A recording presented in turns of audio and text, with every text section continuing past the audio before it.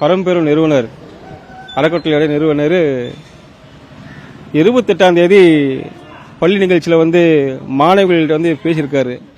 என்ன பேசியிருக்காருன்னு சொன்னால், மாற்றுத்திறனாளிகள் வந்து போன ஜென்மத்தில் பாவம் பண்ணியிருக்காங்க, அதனால தான் இந்த ஜென்மத்தில் வந்து மாற்றுத்திறனாளியாக இருக்காங்க அப்படின்ற மாதிரி பேசியிருக்காரு. இது வந்து மிகப்பெரிய கண்டனத்துக்குரியது, ஏற்றுக்க முடியாத விஷயம். அதாவது நான் என்ன கேட்குறேன்னா, நீங்கள் போன ஜென்மத்தில் மகாவிஷ்ணு அவர்களே என்னவா இருந்தீங்க? இந்த ஜென்மத்தில் நீங்கள் எப்படி மனுஷனாக இருக்கீங்க? அது கணக்கான நீ வந்து வெளியே வந்து எங்களுக்கு கரெக்டாக கருத்தை சொல்லணும்.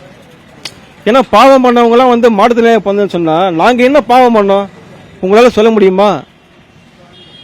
இரவு பகல் இது ரெண்டுமே விஞ்ஞானம். நீங்கள் பேசுகிற ஒவ்வொரு வார்த்தையும் வந்து அறிவியலுக்கு புறம்பாக பேசுறீங்க. அப்படின்றப்ப நாங்கள் ஏற்றுக்க முடியாது இல்லையா? அதனால தமிழ்நாடு அரசு வந்து இவர் மீது வந்து ஒரு கடுமையான சட்ட நடவடிக்கை எடுக்கணும். இல்லைன்னு சொன்னால் இந்த மாதிரி பல பள்ளிகளில் சேர்ந்து மாணவ செல்வங்களை வந்து அவங்களுக்கு வந்து மூட நம்பிக்கையை அதிகப்படுத்தி அவங்களுடைய அந்த சிந்தனையை மாற்றிக்கக்கூடிய ஒரு வாய்ப்பு அதிகமாகவே இருக்குது. முற்போக்கு சிந்தனவாதிகள் இந்த தமிழ்நாட்டில் இருக்கக்கூடிய இந்த தருணத்தில் இப்படி ஒரு விஷக்கிருமி வந்து பள்ளி நிகழ்ச்சியில் வந்து பேசுறது ஏற்றுக்க முடியாது. மாணவி வந்து கண் மூட வைக்கிறது, அவங்க வந்து கண்ணில் சாமி தெரியுதான்னு சொல்றது, அதை தாண்டி என்ன சொல்றான்னு சொன்னால், நீங்களாம் வந்து அழகு இல்லைன்னா போன சிலம்பத்தை பாவம் பண்ணியிருக்கீங்க அப்படின்னு சொல்றது, இதெல்லாம் வந்து அறிவியலுக்கு எதிராக ஒரு மூட நம்பிக்கையான புறம்பாடான விஷயமா இருக்கு. அதனால வன்மையாக நாங்கள் வந்து கண்டிக்கிறோம். இதை வந்து புகார் வந்து எந்திரி காவல் நிலையத்தை புகார் நான் கொடுத்துருக்கேன்.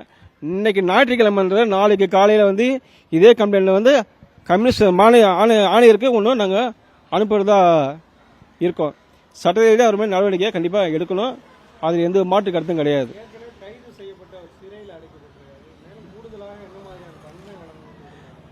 கைது செஞ்சதாலும் கூட புகார் வந்து கொடுக்கறது சட்டப்படி எல்லாருக்கும் உரிமை உண்டு இல்லையா? எனக்கு வந்து இந்த விஷயம் வந்து லேட்டாக தான் தெரிய வருது. இருந்தாலும் இந்த மாதிரி தெரிஞ்சதுன்னு சொன்னால் முன்னாடியே வந்து புகார் நான் கொடுத்துருப்பேன் மேலே. எனக்கு தாமதமாக தெரிஞ்சனால தான் இந்த புகார் வந்து ஞாயிற்றுக்கிழமை காலை 8 மணிக்கு எந்திரி காவல் நிலையத்தில் நான் இது சம்மந்தமாக கொடுத்துருக்கேன். அது மேலே சட்ட ரீதியாக நடவடிக்கை எடுக்கணும் அப்படின்ற மாதிரி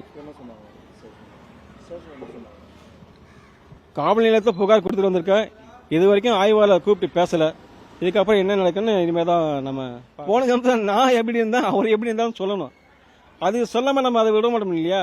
ஏன்னா நாங்கள் மாற்றத்தினால எங்களுடைய வந்து நாங்கள் வந்து ஒரு நாளைக்கு நடக்கிறது எங்களாலே முடியாது.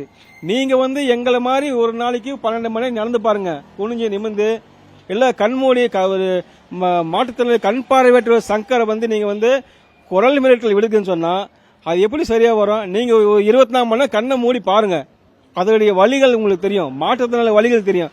நாங்கள்லாம் இன்னைக்கு வீடு வாசலமாக வாடகை வீட்டு தான் இருக்கோம். எவ்வளோ கஷ்டப்படுறோம் தெரியுமா? 2 பசங்களை வச்சு படிக்க முடியாத அளவுக்கு. நீ வந்து ஒரு தனிப்பட்ட நிகழ்ச்சியில் வந்து நீங்கள் தகாத முறையில் வந்து பேசிட்டு போனீங்கன்னு சொன்னால் அது எப்படி சரியாக எல்லாமே வேடிக்கை பார்த்துட்டு இருக்க முடியாது. அரசு நிகழ்ச்சியில் வந்து பள்ளிக்கூடத்தில் வந்து நீங்கள் பேசுறது இது கண்டனத்துக்குரியது. நாங்கள் வந்து ஏற்றுக்க மாட்டோம். இது வந்து சட்ட ரீதியாக நடவடிக்கை அரசு கண்டிப்பாக இது உட்படுத்தணும் வேண்டுகோளாக வைக்கிறோம்.